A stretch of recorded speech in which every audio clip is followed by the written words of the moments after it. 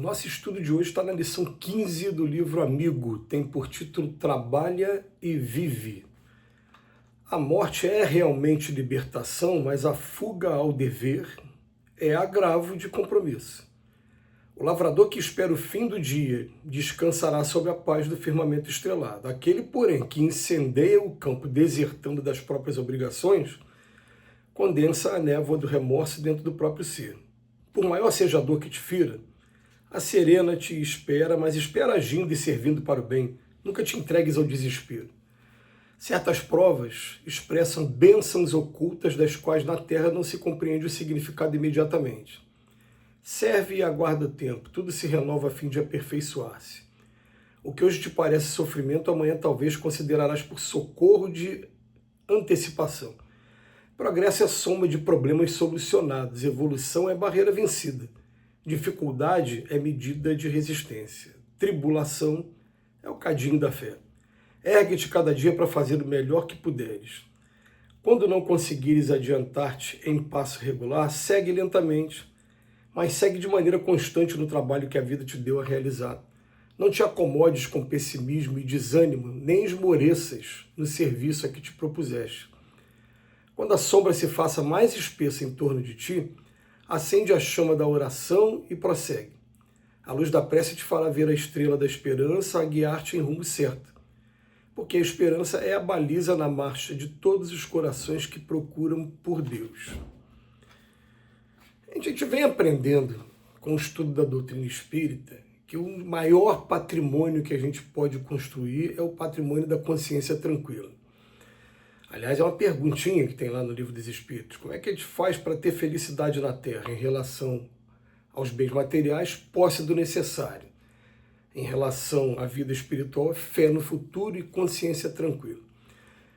Para a gente ter a consciência tranquila, a gente tem que estar cumprindo aquela obrigação que nós fomos, de uma certa maneira, impostos a fazer ou escolhemos quando a gente estava no plano espiritual, a escolha do gênero de prova que a gente está passando aqui na Terra. E essa é uma coisa assim tão particular que cada um vai fazer uma análise, uma meditação e através do recurso da prece, desse intercâmbio com o nosso anjo da guarda, a gente consegue muito bem ser orientado por ele no sentido de quais são realmente as nossas obrigações, as nossas responsabilidades. A gente vai dar algumas dicas, né? A gente vem assim ao longo do tempo. A gente tem umas atribuições hoje, todos nós. Algumas a gente ama e outras a gente tem uma certa dificuldade, tem algumas que dá até vontade de sair correndo mesmo. Essa é que é a verdade. Mas vamos fazer uma reflexão do seguinte: se eu tivesse que abandonar essa atividade hoje, o remorso vai tomar conta de mim? Vai ter arrependimento depois? É porque a gente fica assim, né? Poxa, parece que eu estou preso a isso. E muitas das vezes a gente está mesmo, né?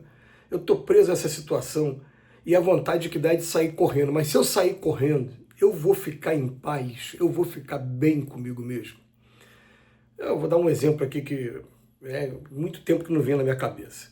Mas eu tenho um amigo, grande amigo, e que é um grande palestrante espírita também, e ele durante muito tempo ele falava assim: poxa, mas quem casa quer casa. Eu me casei, acabei morando no mesmo quintal que meus pais. E, de certa maneira, acabo participando do problema deles. Mas todas as vezes que eu penso em sair dali para ir para um outro lugar, a consciência me dói. Por quê? Porque, na verdade, a consciência dele mostra para ele que faz parte da responsabilidade dele ele cuidar dos pais. E realmente, esse amigo que eu estou falando em particular, ele tem 2 irmãos que os outros 2 irmãos não têm condição moral, equilíbrio para cuidar dos pais idosos. Então, é ele mesmo que é a pessoa que cuida dos pais. Então, quer dizer, para tudo a gente vai ficar fazendo essa pergunta: poxa, por que eu estou passando por esse casamento? Eu preciso mesmo passar, mas se eu sair agora? E os filhos, a questão dos filhos. O meu trabalho profissional, eu preciso mesmo desse trabalho profissional? Ou será que é medo do desconhecido? Será que não tem uma coisa melhor ali para frente? A gente começa a fazer essas análises e a gente vai colocar assim na balança, fala, vou mentalizar mesmo, se eu hoje não tivesse mais que fazer isso, talvez a minha vida ficasse vazia, talvez entrasse num marasmo. Por quê? Porque toda a minha programação reencarnatória foi para isso. Eu estou passando por um momento de estresse, mas quando acaba de uma hora para outra. Vocês já perceberam que tem muita gente que não está sabendo aposentar? Quando a pessoa chega em casa, fala, e agora, o que eu vou fazer? Eu vou ficar na frente da televisão vendo filme? Vou ficar durante um tempo fazendo uns passeios que eu queria muito fazer durante o tempo que eu estava trabalhando e não podia? Aí gasta dinheiro, vai para cá, pousada, pega, né, vai conhecer lugares novos, mas se ficar somente nessa rotina e não ocupar a mente com uma coisa que seja útil, a gente acaba entrando no marasmo, daqui a pouco entra num processo depressivo e começa a tomar um caminho de desencarnação mesmo, é ladeira abaixo. Então o que acontece muitas das vezes é isso também, eu vou largar tudo, quando larga, e agora? Mas a minha responsabilidade é aquela. Eu construí a minha vida toda com essa responsabilidade que eu estava tendo, porque na verdade foi o que eu assumi antes de encarnar. Então o Emmanuel está falando para a gente, olha, a morte é a libertação de verdade. Quando a morte chega, porque o nosso dever acabou. Agora, a fuga ao dever, ela vai ser um agravo de compromisso. Então, o que eles falam para a gente? Né? É aquela coisa que foi perguntada para o Chico Xavier de maneira tão assim, até cercada de humor, no programa Pinga Fogo. Como é que eu sei que a minha missão acabou aqui na Terra? Aí o Chico fala, você está encarnado? Tô, então não acabou. É assim, porque o dia que terminar a minha missão, eu cumprir tudo, para que eu vou ficar aqui mais tempo? Eu sou retirado. A menos que eu ganhe uma moratória, como o próprio Chico Xavier ganhou, por conta do mérito, né, que ele alcançou no desempenho do trabalho dele, pois já que foi tão bem, fica mais um pouquinho aí fazendo mais. Aí é coisa particular de cada um.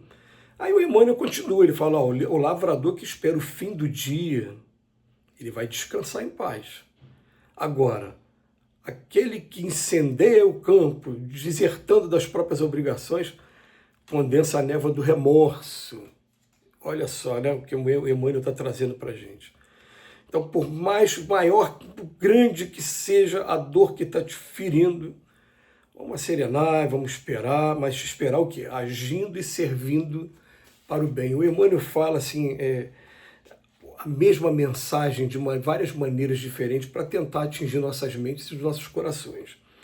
Mas ele está o tempo todo falando para a gente, terapia para a gente aqui na Terra suportar todo esse rojão, essas crises, agora esses cataclismos que estão pegando a gente.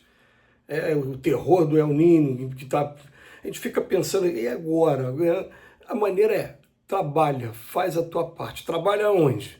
Aonde a tua consciência está mandando, que é ali que a tua obrigação, a tua responsabilidade mesmo.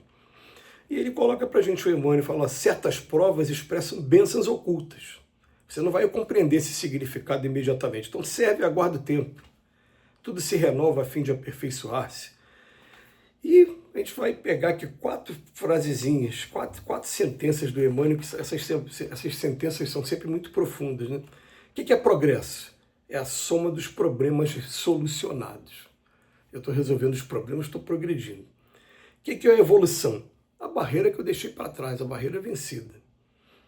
O que é dificuldade? É medida de resistência.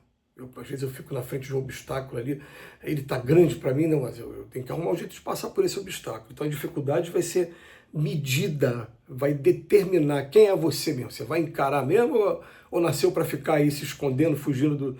Né? E tribulação, o que é tribulação? É o cadinho da fé, é aquilo que vai burilando a gente, vai trazendo... A gente vai desenvolver a fé, vai chegar uma hora, no meio da tribulação, não, eu sou capaz de suportar.